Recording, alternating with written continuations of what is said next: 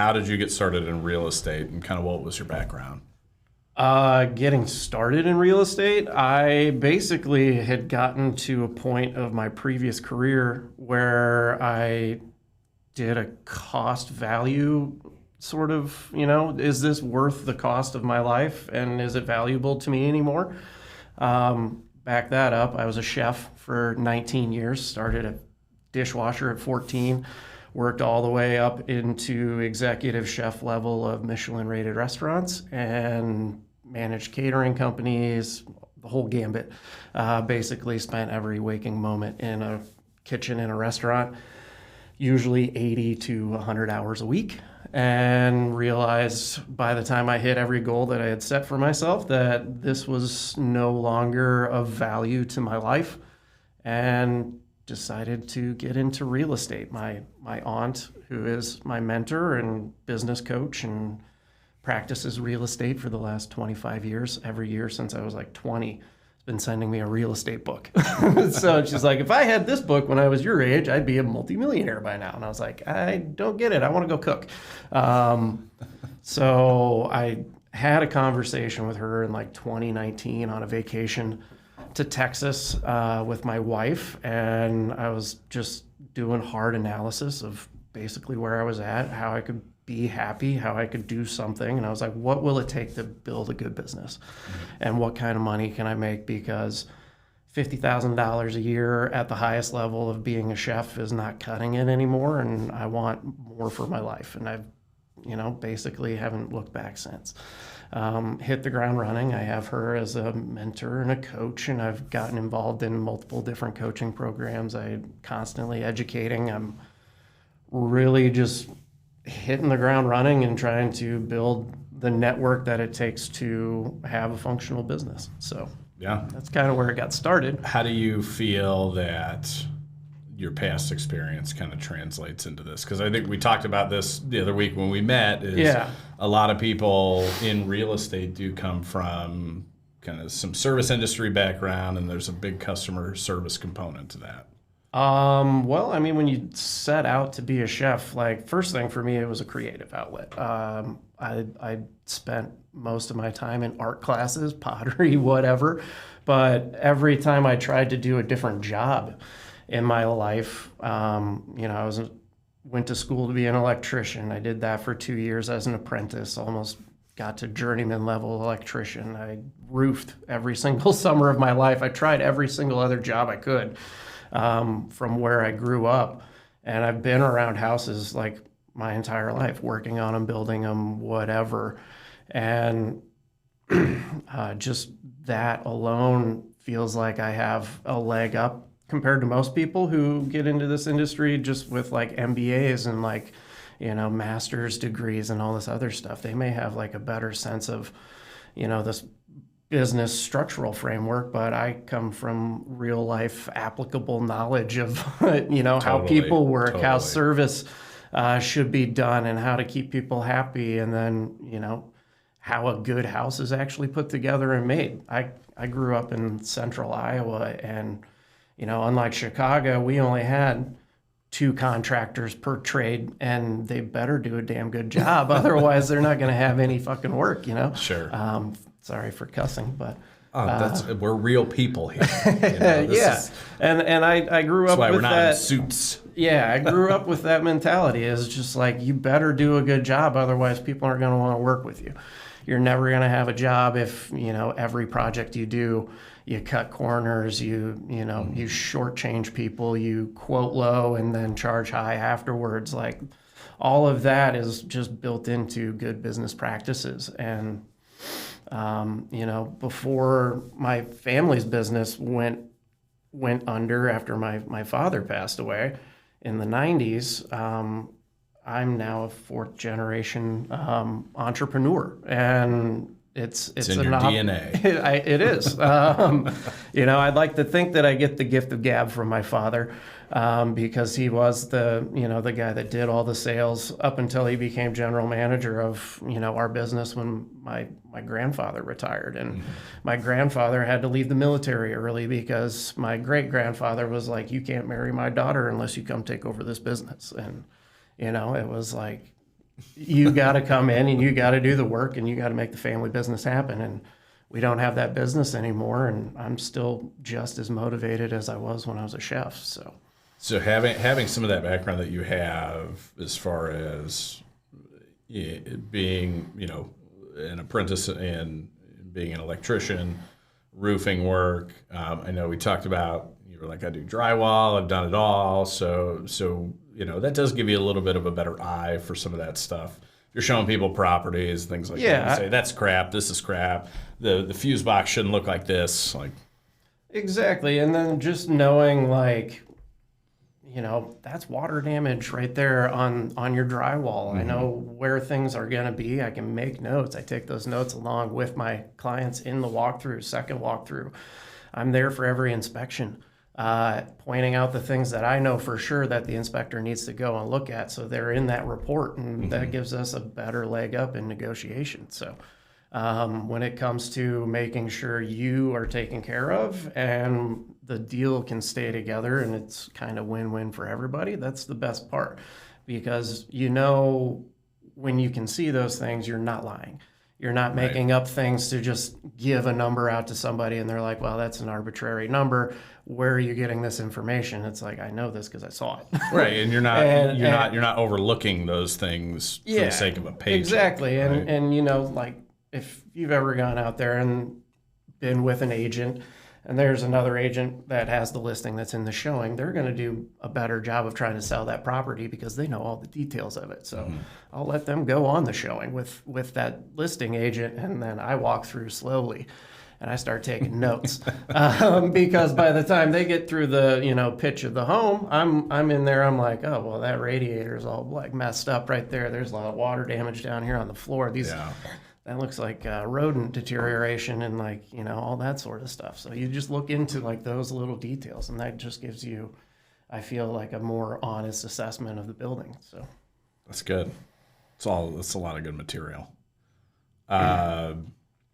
What are you doing to build your client base and spread awareness? I know we talked about this a little bit when we met the other week. I feel like I'm old school. Everyone always said in any of my coaching programs, get back to the basics. And I was like, I don't know what the hell these are. And we have the internet today. So you can do whatever you want. Obviously, this is something to get facing with people. Sure. It provides good, honest, just banter back and forth about your business. And awareness too, right? It's an easy way to reach a larger audience, right? Mm-hmm.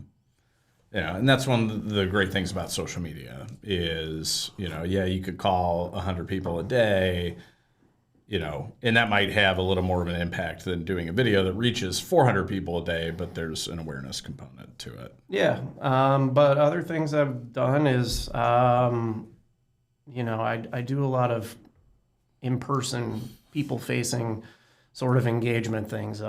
Micro events are going to be a big plan in my business. I have one every month through the end of the year, already mapped out. First one's in October. And I'm going to do a mocktail cocktail class. One of my clients and good friends is a beverage director. Bring her in. We're going to create recipes, and then everybody that's invited to that is going to get to create these little cocktail mixers and then have a take-home package of what they make. And I was like, that's something fun, that's unique. People don't generally get to do this, and it's going to be no cost to them, all cost to us, just so we can be there and answer questions or be in front of people. Be in front of people. Yeah. I have a community engagement table that I do at the farmers market in Logan Square once a month. I would like to get involved in other farmers markets and neighborhoods that I work in. Just so I can have that kind of front-facing engagement. And, it's a easy way to just say, hey, thanks for letting me be part of this community. And I don't try to push information on people. Anybody's going to get an answer when they need an answer. Mm-hmm. I just want to be there to make myself available. Yeah. And doing things like that, little events, the farmers market engagement, going out to networking events, getting introduced to other investors in the city and doing things like that, it broadens your horizons a lot. And, the more you get out there and actually know the community and know what's happening in the community, you can better serve the community. So that's good. That's good.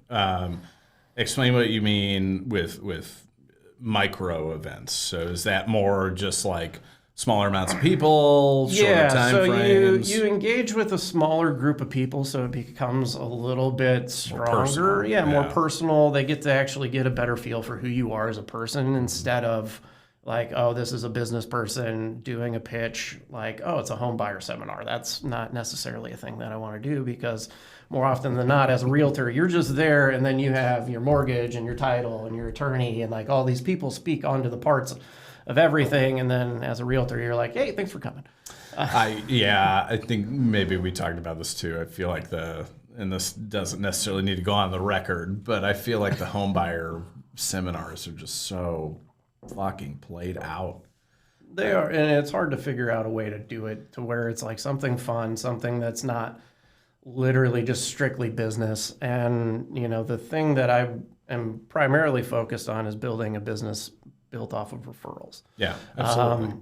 Working those relationships, making sure they're strong, valuable relationships. And all of my clients that I have now know that I'm still with them, even though they're not going to buy for another, 3, 5, 10 years, whatever, because I'm vetting other business professionals, making sure that they can find a dentist in their neighborhood or a contractor that they need for repairs or upgrading and all that sort of stuff. It's like those things you build, and that's more where I'm focused in my business. So that way, when I have business coming in, I can serve those people even better. And that's really important. I think, I've talked to some different people about this before, but having those local resources, not just in, hey, here's, people you can get in touch with, if you need this, this, and this, that's important. But then also, for instance, like Airbnb, right? Not as popular these days as it was the last few years for people to invest in. But the landscape in terms of regulations, local regulations, what's allowed, what's not allowed, is there certain zoning required? That's stuff that I feel is really important for people to know. Just from personal experience, when my wife and I bought an Airbnb, we had no idea what the zoning requirements were, no idea what the laws were. We contacted the city. They were like, yeah, you guys can't do it. We started going through some different stuff. We found some back channels, some workarounds, loopholes, things like that. We don't do it anymore, but that kind of stuff I think is really, really important. And that's where, nobody's going to lean on a lender for that kind of information. Right? No, and not every realtor is going to know that information either. And I have aspirations to be a real estate investor as well. Mm-hmm. I have, a couple of friends that we're going to start a company and buy properties between, Minnesota, Iowa, and Illinois, where we're each located. And, I'm working on getting another license in the state of Iowa. So that way we can benefit off of, me being able to take part in those transactions and, help with the assessment on all of that stuff. But if you don't know what the numbers are, what you're looking for, those regulations, what the city even allows and that sort of stuff, it's like anybody can buy a property real quick. And then you're like, I had this dream and this plan and everything for it, but now I can't even do that. Or if like you buy a condo and the HOA is like, sorry, no short-term rentals, nothing under 30 days, you can't legally operate a Airbnb there. Right. So you have to know those sorts of things. Diving into HOA documents is not fun. they're very it's long. only going to get tougher. Yeah, and most people, if it is allowed, you have to do it by a vote, and you have to let everybody in the building know, hey, this place that I bought, I'm intending to Airbnb, short-term rental, and half of the time they're like, you're compromising my security.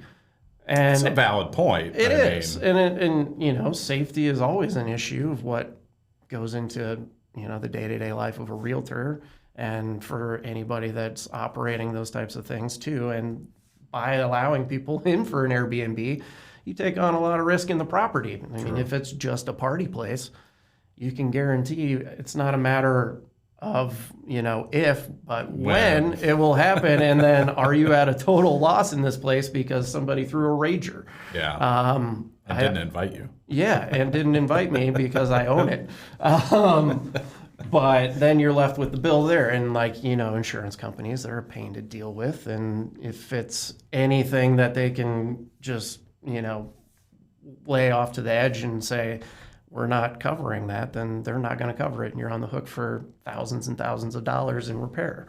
Yeah. So, making sure you know all those things up front, or how to better evaluate the area, the property, and make sure that the numbers work. And you just put the whole puzzle together and help guide people into that. So Sure. It definitely helps if you got a realtor that's more practiced in it, read up on it, and actively seeking those sorts of things than it is to just kind of hope that, your friend who's a realtor knows exactly what they're talking about. So Or just taking nice pictures with cars, fancy cars, and posting them on Instagram. yeah, dancing on TikTok. This doesn't necessarily need to go on a video, but I don't know what the requirement is here. But so our Airbnb was in Florida, and one of the requirements, and I can't remember if this was I think it was an Airbnb requirement, but because we were within so much distance to a school, we had to run everybody's name through the sex offenders list.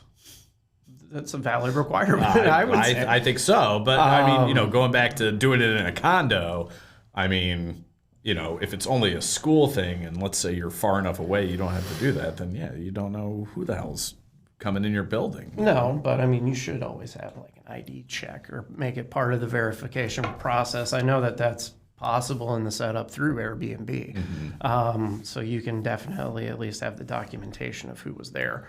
Yeah. Granted, obviously, you're going to have people that can provide fake IDs and do all this other stuff, but I mean, that's just the world we live in. So, no, I'd say just figuring it out, making sure you know enough up front so you can do a very confident, sure decision when you are ready to move forward. That's the best way to do it. So Absolutely. Yeah. This is kind of a generic question. What's the best part about working in real estate? I think just meeting so many different people. It's every different walk of life, all sorts of different kind of entrepreneurs. It's all sorts of different business people. You're literally a central hub to a need that everybody has. We talked about that. I said you're at the top of the food chain. Exactly. Yeah. And it's funny. They say like everybody wants to talk about real estate. Our job is to go and have productive conversations about real estate. But, I always feel weird just being like, oh, I'm a realtor at a party. But then people have questions. They ask you about stuff all the time. They want to know, what is the market? Like, it's an item in the country and it moves. Yeah. There's properties that sell every day. I mean, I think a lot of people would think flexibility, and I guess to some degree there is some, but it's a lot of hard work. Especially the last couple of years. I mean, a lot of people did get into real estate because they thought it was easy money, and a lot of people are getting out of real estate because they realized, oh, holy shit, this is not nearly as easy as I thought it was. It's the same thing in the lending world, too. You're going to work 14, 15, 16-hour days from time to time, and you're not going to be able to go do whatever you want when you want. I mean, that's the goal you work towards, right? When you get bigger and you build a team and you're able to only handle certain parts of the transaction while your team handles others. And then that helps free you up a little bit more, which I think is really important. Like once you start having kids and things like that, to be able to not just do things like take them to school, but go to their extracurricular activities and things like that. Yeah. I mean, I know how demanding it can be, but when I was talking to my aunt about getting into real estate, and she said, you can have a great business working 55 to 60 hours a week. I was like, you're giving me 25, 30 hours back to my life every single week? Sign me the hell up.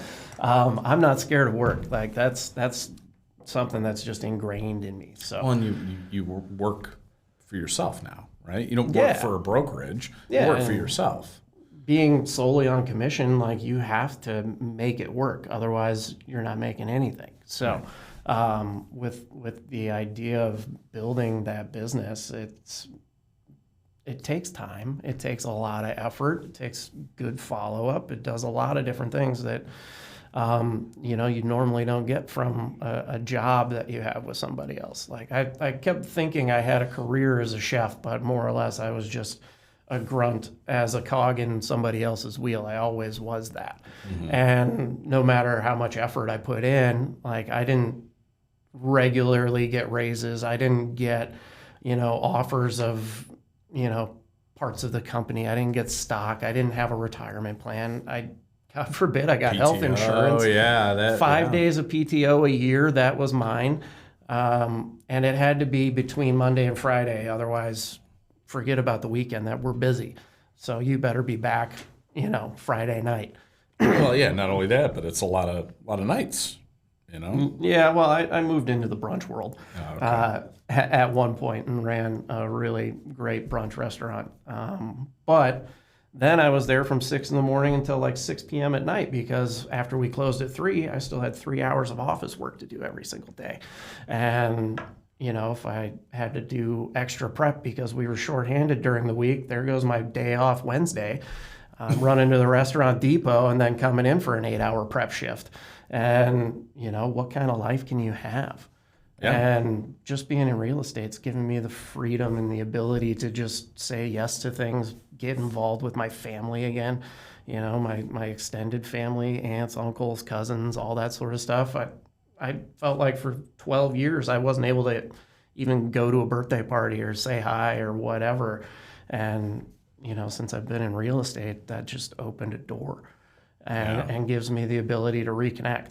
And I don't take that for granted anymore. I value literally every relationship that I create. I love talking with people. I love seeing people succeed. I love being part of that factor of like, hey, you just did a major thing. You made a huge decision right now. You just committed to a $700,000 house. Now this is yours, and where are you going to take your life after that? I'd love to see that. I love to see people just pushing and succeeding and doing better. And knowing that there's so much power behind real estate. I didn't know that beforehand. Before I got into it, like when I was a chef, I barely even had a savings account. I think at one point in time, me and my wife had $3,000 in the bank, and that was to buy a couch. And that was the biggest amount of savings that we had ever had. And a couch is only going to lose value. It's like a car, man. That thing is beat up, and we still have it. I can't wait for the day when we buy a new house and then we have to get new furniture for it. Like, that's something I'm excited for. But I know it's possible because why I bought back in 2022 in the beginning of the year was because I know the values in this neighborhood are going up. My condo is going to be worth more. And not by any fault but my own, I kind of manage my HOA now, and I'm making sure my building is taken care of. Yep. And we're doing the proper repairs. We're making the value of my home better. And you get the power to do that when you buy a house. And if you know the whole entire time you're just making money, grow, it's a powerful tool. You can take that growth and then translate it further into your life. You can affect more areas of your life. You can better things in your life, and it's so cool. And I didn't know that beforehand. I think a lot of people are. I think a lot of people are a little short-sighted on real estate sometimes. People that aren't necessarily involved with it. Everybody. Obviously, there's a crash looming, right? That's going to crash. But I don't think people look at the long-term picture. I mean, I think I actually have a video on something on social media where I was talking about this. But the joke is, okay, yeah, the boomers bought their house for like 40 grand and now it's worth $1 million. Well, think about that, right? If you're buying at $400,000, maybe it's going to be worth $10 million in the future. Probably not that big of a spread, but you get the idea, right? It's more of a long-term hold. So like you said, a lot of it can significantly and positively impact your life down the road, especially when it comes to family and things like that. Because not only, hey, your kids go to college, maybe you didn't save, maybe you're going to pull a little equity out to pay for college, right? And that's probably going to be a lot cheaper than them taking on student loans. Yeah. For you to borrow that from your house, right? Or, you reach retirement age and, like most millennials, you didn't save for retirement. Well, now that's your retirement right there is a reverse mortgage. Well, and I'm also a big fan of the investment property college fund. The whole concept behind that is in the first 1 to 2 years that you have a child, purchase a property on a 15-year term if you can afford it, the money makes sense there, and then fill it with renters. By the time they're 18 graduating, that building is 100% paid off. If you do it in a college town, they could go to college in that town, have a free place to live, and then borrow off of the equity of that building to pay for college, or they could sell it. And then they have the entire 4 years of college covered and a down payment for a house when they're done. That sort of investment power is amazing. And you don't have to save for their college. You don't have to pull that out of your income and say, you know what, I make a good enough income, I can afford all my bills, but now I'm just going to forego vacations for the next 10 years because my 3 kids have to go to college. And I'm going to put away every bit of vacation fund that I ever wanted because now I have to pay for college. Yeah. But if you set it up appropriately, you have a house that gets paid for by itself, being rented, and at the end you can choose to pay with that and send kids to college. And that's such a great tool. And for all 18 of those years, you get to write off depreciation on that property too. Yeah, I mean there are other tax benefits to owning property, and I strongly suggest people learn the tax code or find a tax professional who knows the tax code and can actually help them out. Having a good CPA is really, really important. Yeah, which those people fall into my list and probably your vendor list and that sort of stuff as well. So at least when people come and check with you, and everyone's got a horror story, every realtor's got a horror story. I have investors that have not taken a recommendation and went with a guy that beat them out on electrical for $5,000 less than my guy. And it ended up costing them $10,000 more in the end. So they paid $20,000 for a job that was $15,000 because they essentially had to kick those people out, bring in new people, redo a lot of the work, and make sure things were done. And the whole entire time, it could have been avoided for just a little bit more. Yeah. Well, and that's, I think it's important you get what you pay for. I mean, just speaking from experience, we had all the windows replaced in our house, and it was very, very expensive. I had a guy quote me a lot less, but they just would have been the same kind of crappy vinyl windows. And the company we went with, which is a pretty big company, and they were not cheap at all. But one of the nice things was the windows come with a 20-year transferable warranty. Yeah. I don't think we'll be in this house 20 years, but that's a good, when we sell this place, hey, by the way, you've got this on these windows, and they're top quality, high-end windows. Same thing with mine. I just redid all of my windows in February. So, I mean, who'd you use? It was a referral from my brother's company that he works for. They're local here, but it's a franchise. It's called Window World. Oh, okay. Yeah, I used Renewal by Anderson. That's who we use. But I mean, I went to Lowe's. I went to Home Depot. I got quotes from other professionals recommended from colleagues. And, mine actually beat everybody out, but it still had a 20-year, fully guaranteed warranty. And then from 20 to 25, it was, 75% covered, and 25 to 30, it's 50% covered. Wow.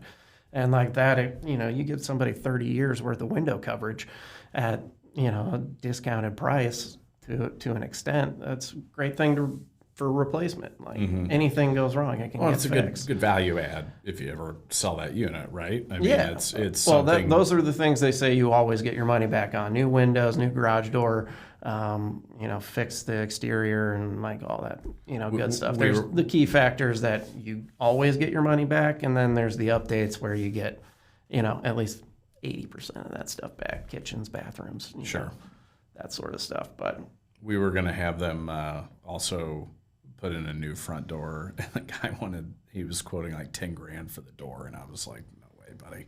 Yeah, I've seen those quotes too. He was like, but the front door is the focal point of your home. I'm like, not for 10 grand it ain't. No, and like I would much rather stand up a $10,000 car in front of my. I can go buy a nice quality door at Lowe's or Home Depot, and I've got guys that can install it for me, and I will pay less than a third of the price for that. Exactly. So, do you want to answer this one? Is now the right time to buy? I think we talked about this a little bit. Anybody can give any sort of answer here. Nobody's going to really actually know. The cool thing was I was on a coaching call with my aunt last week, and this question came up. Everyone's like, is it a good time to buy right now? That all depends on you. Have you found a home that you really want to move into, that you really, really like, and that you are in love with? Yes, it's a good time to buy a home. There's never really going to be a bad time to buy a home. There's always the ebbs and flows of the market. It's always cyclical. If you find what you got, you're going into it making a huge financial decision. You're not going to forego having the house that you really, really love because of 0.25%. Like, you can always refinance. You can always make a better financial plan afterwards. You can lock in a payment. Right now, I told you right before this podcast, that question I threw out on Facebook, has anybody had a rent increase? Mm-hmm. I saw anything from like $200 a month added on to studio apartments, like $150 a month add on, $100 a month. Like, it goes everywhere, but that's all somebody else's mortgage getting thrown back at you. Mm-hmm. You lock in your mortgage, you're stuck at that payment, 30 years, 15 years, 10-year ARM, whatever you do. You have that control, and then you can build your life around it. So, is it a good time to buy? Yeah, if you found the right spot. If you're actively looking, you have all the financial stuff laid out, you're ready to go, you have the savings for it, you're prepared to buy, you've been wanting to buy, you found the spot, it's a good time to buy. Yeah, and I think it's important to make sure you understand your budget, right? I mean, I get people. One of the first questions I always ask people is, what are you thinking as far as your budget goes? Not because I'm trying to see, hey, is this going to be a big one or not? It's more because I'd rather us focus on where they're going to be comfortable from a numbers perspective. Because if they say, okay, yeah, I'm cool with paying $3,000 all in per month, okay. If what is it going to take to get to $3,000 per month with what you're putting down? Where does that put us from a price standpoint, right? Yes, rate's important, and rate's going to impact that a little bit, but whether you wanted to pay $3,000 a month in 2021 versus $3,000 a month today, doesn't matter what the rate is. We can still get that payment. It's just going to change the price point. So as long as you understand those metrics and you're going to put yourself in a position that's comfortable and you're in a position to buy and you want to buy, then yeah, I agree. I think it's the right time to buy. I mean, you're never going to time the market. Nobody's ever going to time the market, right? No. I mean, I see it in, I'm on Reddit sometimes and I see in like the first time buyer forum and people are always like, oh, should I buy now? Should I wait? Or people complaining about prices where they live and things like that. And that's all understandable. But there was one person that they posted on there. They were in a pretty good financial shape. I think they were going to put 20% down. They just weren't sure if it was the right time to buy. And, you have the people that are like, oh, don't buy now. Market's going to crash, and then you'll buy then. Or, you're going to be underwater on your mortgage or your house, whatever. But at the end of the day, just if you can and it's comfortable for you, buy and start building that equity. Well, and real estate's a long game. Like, agreed. Investment properly should be a long game. I mean, you got all these day traders out here like, oh, dude, I'm raking into cash. Wow. Still working on that. I watched my neighbor blow like $8,000, okay? Like in day trading. And I'm like, how do you keep doing this to yourself? Don't do it. It's a long game. And my sister and brother-in-law, they got married like right out of college. They've been together since they were in high school. And they bought before the big crash, the crash that everybody relates the upcoming crashes to, which statistically can't happen. Agreed. From what they're saying. Everything legally cannot allow that to happen ever again. But they were underwater in their house. They bought it for $250.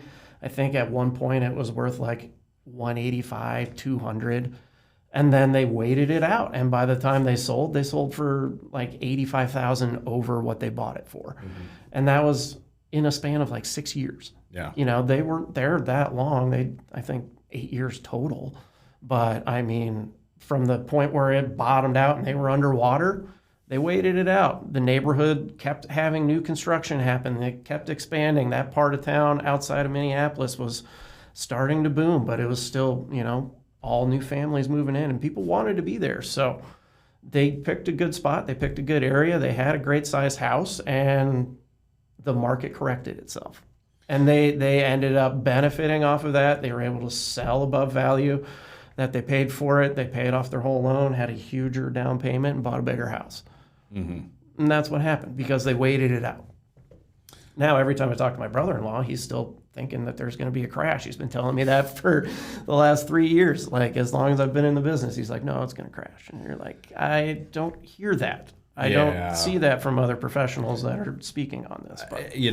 Real estate's such a local thing, even just neighborhood to neighborhood. You're going to have some pockets of the country, maybe regionally or in specific cities, that are going to see a decline in home values versus others, right? Chicago's been doing really, really well from a appreciation standpoint, which, had mostly been stagnant for years and years, and now we're starting to see that really show up. But the whole concept of being underwater on your mortgage always fascinates me because I don't think that a lot of people technically understand it, which it seems like an easy concept to grasp, but think of it as, hey, I'm taking out a loan to buy a car. The minute you drive it off the lot, you're basically underwater on that car. I mean, it starts losing value. And, if you get a 5-year term, by the end of it, you've paid more than what the car is worth. Yeah. And with a home, unless you're in a position where you absolutely have to sell, then yeah, sure, it's a problem. Or maybe you need to refinance. But even if you were to refinance and you have the cash to make up the difference to get the loan amount where it needs to be, you can fix it. But if not, and you're fine continuing to make the payments, just wait, because inevitably the value is going to come back. You just look at it like if you're watching the stock market, it's up, down, up, down, up, down, but then over the long term, it's this. Yeah. And that's, especially if we talk about the Fed and 2% inflation. Well, 2% is a year over year number. So what they mean is they want prices going up about 2% year over year. So if we just think of it in that regard, prices only keep stacking and going up. Yeah, and you look at some of the indicators around like Midwest and Chicago and stuff like that, and we average, I think it was like 1.86% increase value average for like all properties in Chicago on a graph that I saw once from Keeping Current Matters. I know the Case-Shiller numbers just came out today, and I did see it was an increase, but I got to look at it because I'll post about it later. But it should be, I got to look at the regional numbers on that. But they'll have like the Midwest on there and top cities, which last month. So this is the July reading, so it's about it's about a month behind. Yeah. So the June number, Chicago was like, I think almost 5% year over year.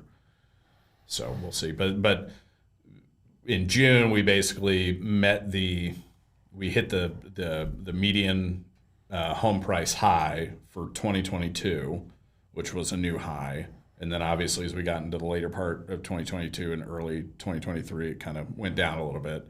And then June we hit it. July will have exceeded it, which means July will set a new all-time high for median price. Yeah. And median price isn't necessarily an indicator of home values. It's just the midpoint that people are paying.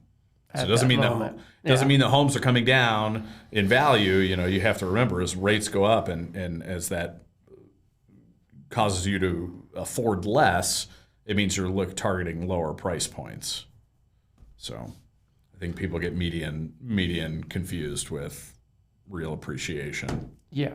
And then, I found a graph from another lender that basically gave us the timeline of, I think it was like 1942 or 47, all the way up till like 2022 on the appreciation nationwide of homes and how those values have worked even through all of the last recessions that we've had, or like the last 6 recessions, or ever since that point in time.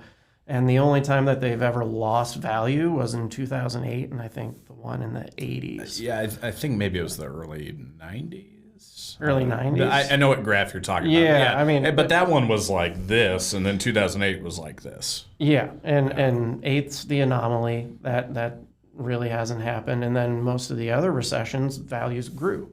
Right. So, it's literally all context of like where you're at in time. And then obviously if you wait it out, it could, rebound even better. You can catch the upswings. Mm-hmm. And that's the whole concept behind like smart investing. You have to put it in there and leave it in there for that time, because if you miss those investment windows where the rebound is where you make all of that money back, you miss those windows, you're not actually growing your value. I just listened to that on a Brian Buffini podcast this morning about investing. I could equate that to trading, so you're supposed to buy low, sell high, right? Yeah. But a lot of people buy high, sell low because they see the rally, they get in, the value goes down, and they think, oh shit, I've lost a whole bunch of money, I better get out. They get out, boom, goes back up. Yeah. So it's kind of like that old Warren Buffett saying, be fearful when others are greedy, be greedy when others are fearful. That's exactly the quote that he had in that podcast. Well, and that's the I think that's the thing people use now to say now's a good time to buy is, rates are higher, there's less competition, even though I'm not really seeing less competition. I just had a client get a deal in Glen Ellen, 30 offers. They got it, and it is, I think, 70 over list. Yeah, I mean, it's competitive, and especially for properties that people want to get in where there's like no work left to do. Updates have already been given to you. This house is like straight out of the 90s. Even those ones, man. If that one probably is 70 over because it was at a valuable price. Well, that and Glen Ellen's a pretty hot area. Yeah, too. I've done some catering out there. It's pretty cool. Yeah, I mean the suburbs, the single family home market in the suburbs is insane. Makes me glad I live in the city, or very happy I bought what I did. But I have clients looking right now. We're just watching the market for the last year or whatever. They're not selling until next year, but. They're looking in Barrington, Hawthorne Woods and stuff like that, and we're watching the houses. I've seen the same house over the last year and a half come on the market 3 times, all at different prices. They start same seller. It hasn't been bought, and then somebody's flipping it around. I can't confirm that that's happening or not, but I've seen the same exact house, and it was a house that the builder owned the 2 houses next to each other. One sold really quickly.